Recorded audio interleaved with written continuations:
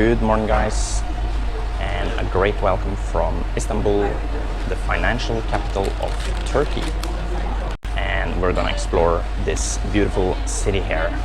And this is definitely a city I've been waiting to explore for a very long time, as I heard so much about Istanbul. We've been to Turkey quite some times before, but mainly by the coastal sides in the south region of Turkey. So we landed in Sabiha Gökçen Airport, which is the outskirt airport in Istanbul. So there are quite some bus options from the airport, but you need to go to Taksim Square, which is practically the main city center of Istanbul. You need to prepare cash in advance, they don't take cards, and you pay 120 Turkish lira inside the bus. Quite a decent price for a 1 hour long ride. So hang along while I explore and show you Istanbul.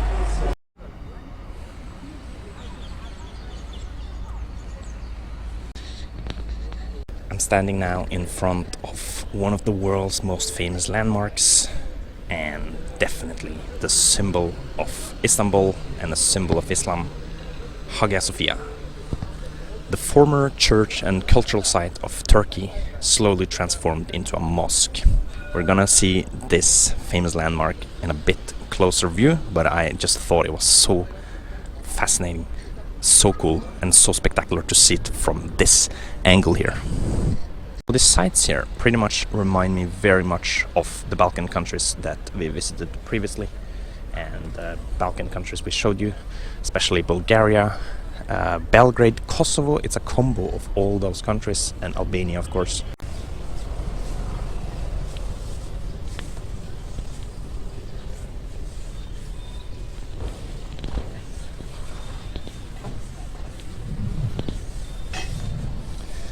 So we're finally exploring Istanbul, a city I've been wanting to explore for so long time. The financial city of Turkey and a major cultural hub of this country. The capital of Turkey is, however, Ankara, situated a bit further to the center of the country.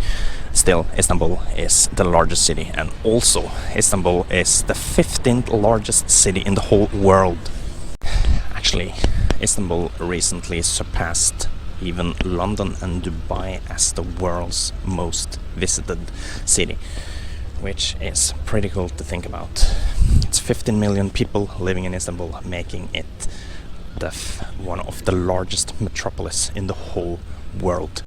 Turkey in itself has struggled quite much economically lately, and the lira has devaluated quite much.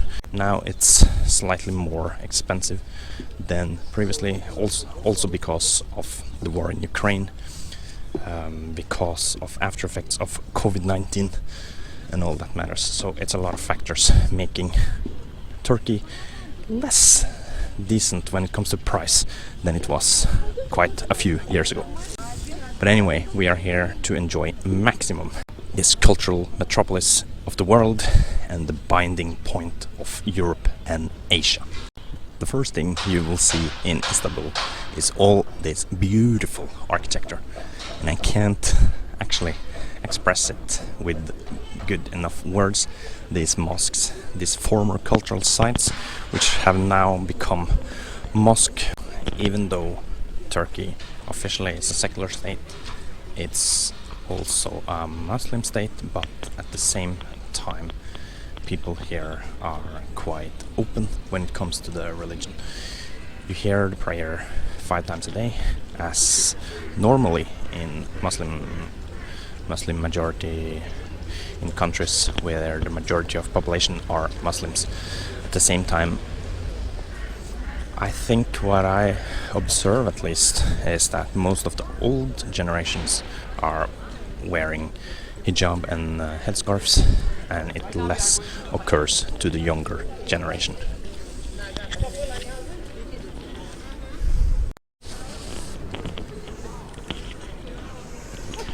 And one of the famous landmarks of Istanbul is the Blue Mosque. one of the largest mosques in the country and a symbol of Istanbul. It is blue because of the roofs there being blue practically, and it's just such a beautiful architecture. And you have all this pagodas here, this castle looking place. Very much reminds me of northern Cyprus, Nicosia, the northern part of Nicosia, which is Turkish dominated. These type of constructions here and these types of mosques you will see scattered everywhere. You will see that they are scattered across all of Istanbul.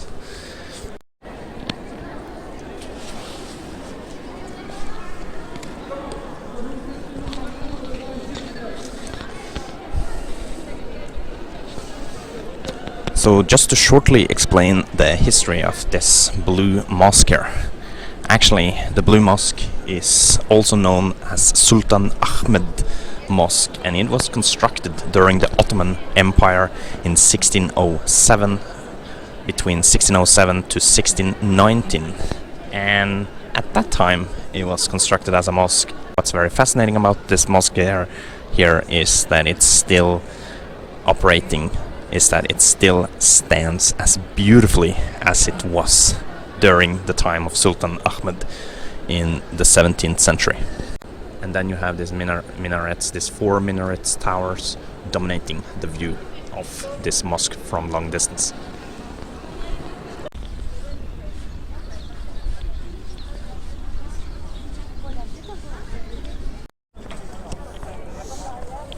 It's definitely the cultural hub of Turkey. More than 19% of Turkish population lives in Istanbul. Almost 1/5 of the population. Turkey has been through a lot of empires throughout the history. From 330 until 1204, you had the Roman Empire. From 1204 until 1261, it was an empire called the Latin Empire. And for 200 years, from 1261 until approximately 1453, you had the Byzantine Empire. And then from 1463, the Ottomans took over, and that lasted for 500 years until World War I started. So it's been a lot of empires in Turkey. Definitely the Ottoman Empire lasted longest, and in the year around 7, and in the 18th century, Istanbul, formerly known as Constantinople, fell to the Ottomans. So when World War II started, Turkey changed its name from the Ottoman Empire, which slowly collapsed, and Turkey took over as its predecessors. To enter Hagia Sophia, it cost 25 euro. I'm not gonna prioritize that, and the reason is because we are on a very tight schedule here. We're only staying in Istanbul for 1.5 days, so we can't prioritize it, but still you see the most famous landmark of Istanbul, Hagia Sophia, from a very close distance here. So, as I was saying, the Ottomans fell when the new leader of the new Republic of Turkey, Atatürk, took over as the head of the state. Turkey adopted the seats of the Ottoman Empire, and the empire slowly lost its territories. The territories expanded all the way from Middle East to the Balkans, and even to Persia and today's Iran.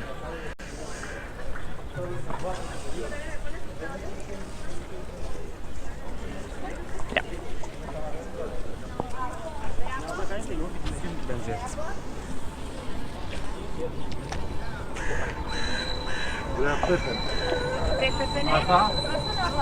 İkisinden de ısırıyorum.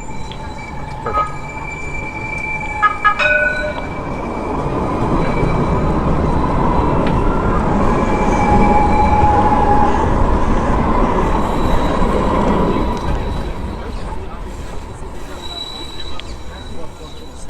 so far, Istanbul has shown its potential to the fullest.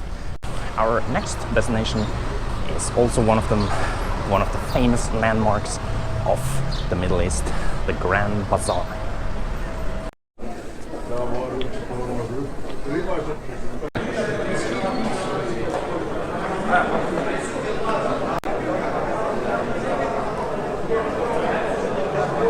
So we arrived to the Grand Bazaar.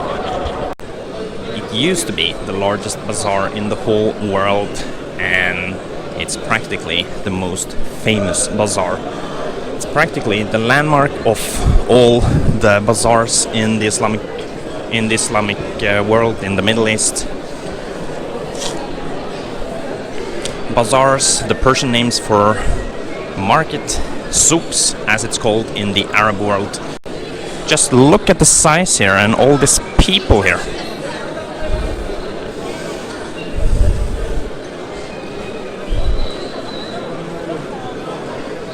You can practically buy anything you want. You have everything from candy stores, jewelries, clothes stores, photo stores even. You can buy these suits, and it's just so many choices.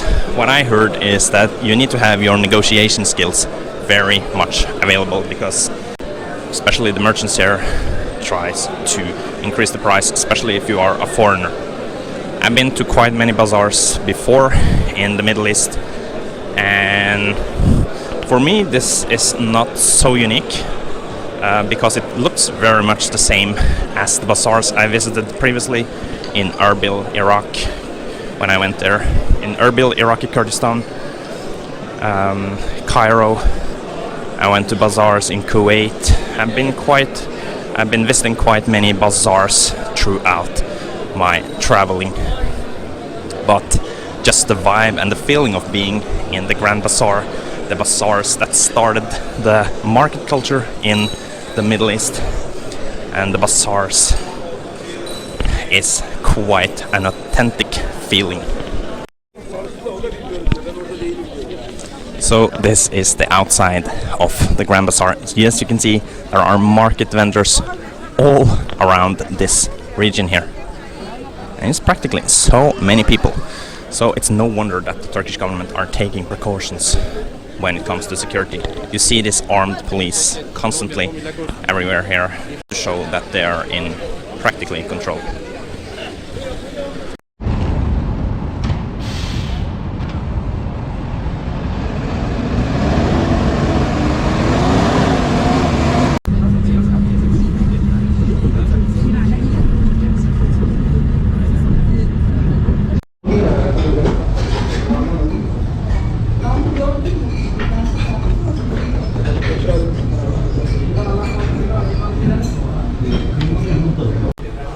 Alright, we are gonna have Turkish lunch.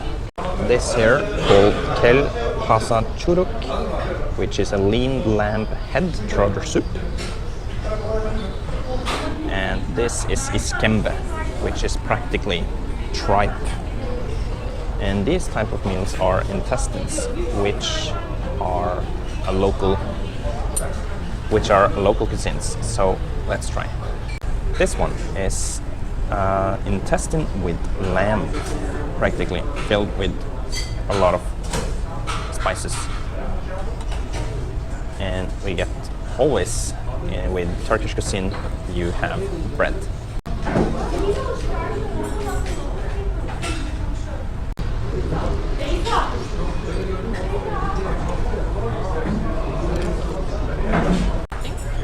I think this is a very interesting. I think it tastes good. It's spicy and salty, and I like the taste. I like the taste very well. Tripe is a very common thing actually over here. Then iskembe.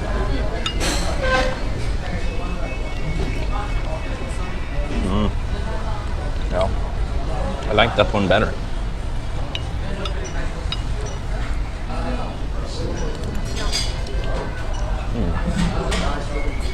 Just a bit milky. Yeah. Bit milky. Yeah, it is. Anyway, really interesting to try though. So we finished our intestine lunch. Pretty good, quite much difference between the two dishes. And as a finish, we are finishing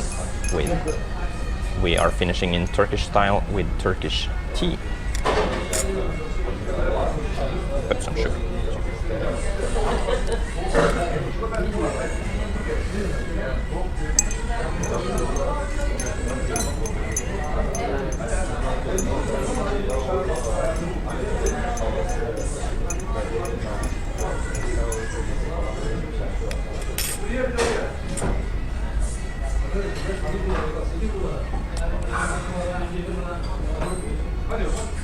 Great.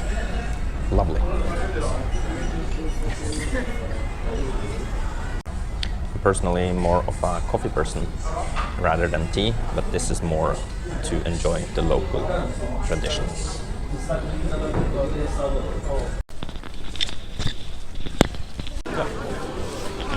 So behind me is the famous Galata Tower, also one of the main landmarks of Istanbul and the highest point of the lost wall of Galata. That's practically the symbol of it.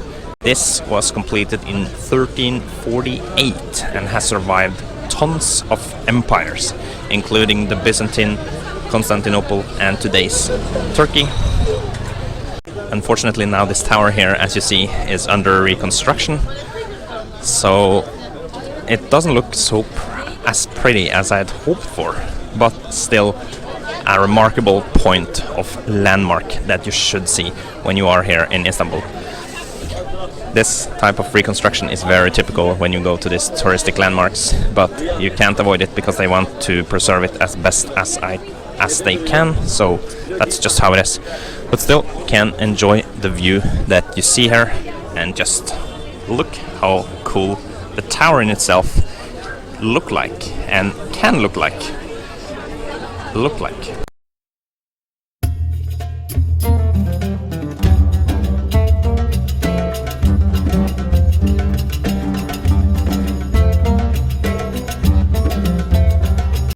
Yeah, pomegranate, one small. So that's the size of the small one. That's very small. Very small. Too large then? Large. Yeah, one. Can I sit, sir? Can I sit? To go. Yeah. Alright, 120 lira for a pomegranate juice. We just had to try it. And we tried one when we were in Armenia 2 years ago. Let's try the Turkish version of the pomegranate juice.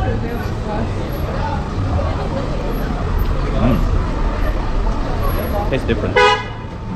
It's more sour this one. And slightly cheaper. The one in Armenia cost around €8. This one is 3. So pretty 3 for a large cup of pomegranate. Pretty good.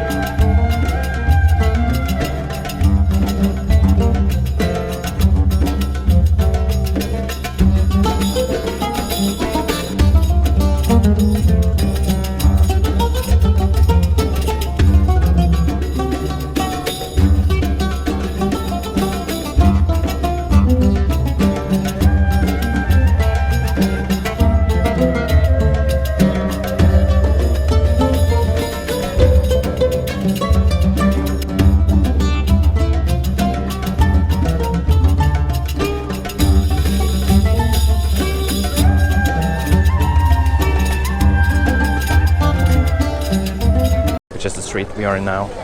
A pretty vibrant street with this atmosphere. This is a tram that just passed, probably several decades year old tram, and it's just pretty cool. And this street here is filled with a lot of shops. It's like the shopping street of Istanbul. A lot of stores, and you have all these cafes and these brands that you see. So pretty cool street to walk past. It definitely differentiates from the old town, where these brickstones are more common. These hilly streets, typical signs with Istanbul is these hilly streets, a lot of uphill and downhill all the time with these brickstones. Here you have more flat, and it's quite more comfy to walk here in this part of Istanbul, this part of New Town in Istanbul. Unfortunately, the weather today is not the best, so we didn't get to see any sunshine in Istanbul this time, unfortunately, but that's just how it is. Anyway, we are just enjoying walking here in Istanbul, a city with more than 15 million people living in the metropolis of Istanbul. We dropped by this winery here because Turkey is very famous for wine, so we felt we had to try the local wines. And we are in this wine bars with this cozy atmosphere. So ordered 2 types of wine, one red, one white, both from Turkey. Dry, not too sweet.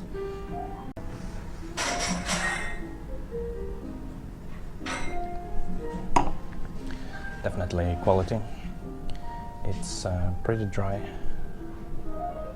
not sweet at all. It's from south of Turkey, and pretty good quality on this wine here. Let's try the white wine from Cappadocia region.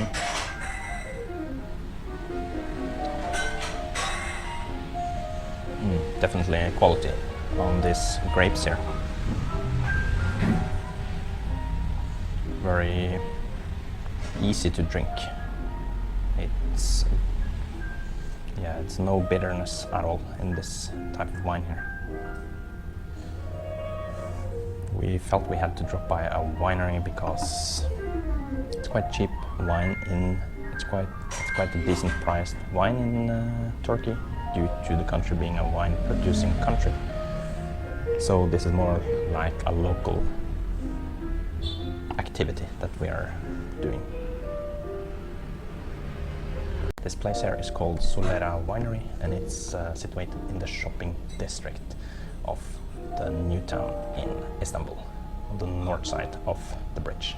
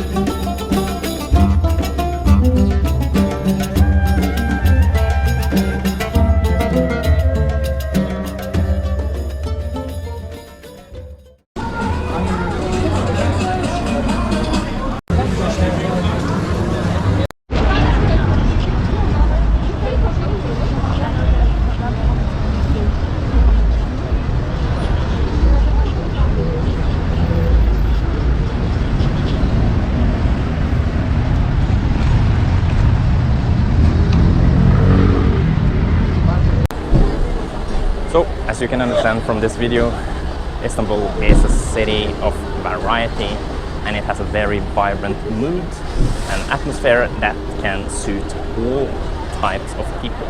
You have a super huge mixture of variety of cultures, and varieties of cultures just mashed together into this one big metropolis, which is a very cool thing to see here in Europe.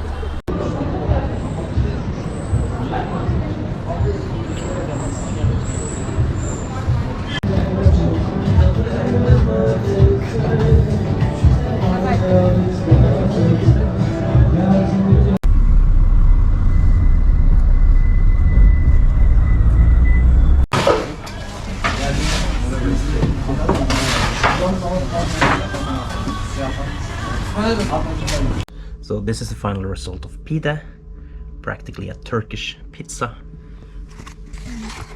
And pide together with beer, Can Efes Turkish beer. So we practically finish our day with this evening food. It was a very long queue there. This pide here is practically like pizza, and taste is pretty much like Italian pizza. So the Turkish pide is, the flavor can differentiate slightly from the Italian version, but it also depends on your topping. But the bun, as you see, is pretty much Italian style. The shape, however, is what makes it unique, because it's this long shape here. One slight difference from the Italian pizza is that there are no tomato sauce here. This juicy... This one, it's like cheese and pepperoni, that's it. Yeah. So the sauce you see is pretty much the juice from the vegetables. So definitely recommend you to try pide. Do you remember how much it was? Yeah. So one pide depends on your topping. This one is with vegetables. It costed 90 lira. And this one with sausage and cheese costed 80 lira.